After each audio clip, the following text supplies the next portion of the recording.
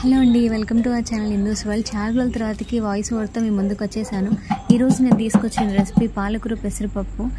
పాలకూర ఇంట్లో కనిపిస్తే ఊరికి పప్పు చేసి చంపుతున్నారండి. అందుకే ఈరోజు నేను పెసరపప్పు వేసి ఫ్రై చేసుకుందాన్ని ఫిక్స్ అయ్యి నేనే కిచెన్లోకి వచ్చాను. ముందుగా అయితే ఆయిల్ వేసుకొని పాలకూరను శుభ్రంగా కడిగి వాటర్ అని పోయేలాగా జల్లెడకి వేసుకోవాలి. ఒక పెద్ద సైజు ఉల్లిగడ్డ, ఒక 5-6 పచ్చిమిర్చీలు. నేను లాస్ట్లో కొంచెం కారం వేస్తాను, అందుకే పచ్చిమిర్చీలు చూసి తీసుకోండి.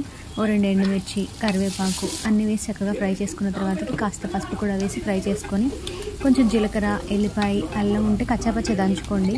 నేను ఇప్పుడు ప్రస్తుతానికి టైం లేదని అల్లం వెల్లుల్లి పేస్ట్లోనే కొంచెం జీలకర్ర వేసి దంచేసాను, దాన్ని వేసాను. నానబెట్టుకున్న పెసరపప్పు ఒక 15 నిమిషాలు నానబెట్టుకుంటే సరిపోతుంది. దాన్ని కూడా వేసి చక్కగా ఫ్రై చేయండి. చిన్న మంట మీద పెట్టి మంచిగా పెసరపప్పు బాగా ఫ్రై అయ్యేలాగా ఫ్రై చేయండి, టేస్ట్ బాగుంటుంది. నెక్స్ట్ మనం శుభ్రం చేసుకొని పెట్టుకున్న పాలకూరని కూడా వేసుకొని ఈ ఆకుకూరలకి మ్యాక్సిమం మూత పెట్టి కుక్ చేయొద్దు. మూత పెడితే ఏమవుతుందంటే చూడడానికి గ్రీన్గా ఉండదు, ఆకుకూరల కలర్ చేంజ్ అయిపోతుంది, కర్రీ కూడా ఏదో బ్లాక్ కలర్లో కనిపిస్తుంది. అండ్ మ్యాక్సిమం ఆకుకూరలు మూత పెట్టకుండా చేస్తేనే బాగుంటాయి.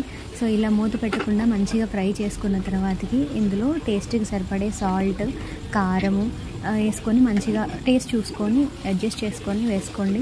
నెక్స్ట్ కొంచెం ధనియా పౌడర్ వేస్తున్నాను, ఫ్లేవర్ బాగుంటుంది. అన్నీ వేసి బాగా కలిపేసుకున్న తర్వాతకి వేడివేడి అన్నంలో వేసుకొని తింటే సూపర్గా ఉంటుంది. నిజంగా చాలా చాలా బాగుంది. పర్లేదు, నేను కూడా మంచి కుక్కనని అనిపిస్తుంది ఒక్కొక్కసారి నాకు. ఈ వీడియో మీకు నచ్చినట్టయితే లైక్ చేయండి, షేర్ చేయండి, సబ్స్క్రైబ్ చేయండి, నా ఛానల్ని సపోర్ట్ చేయండి. Thank you for watching.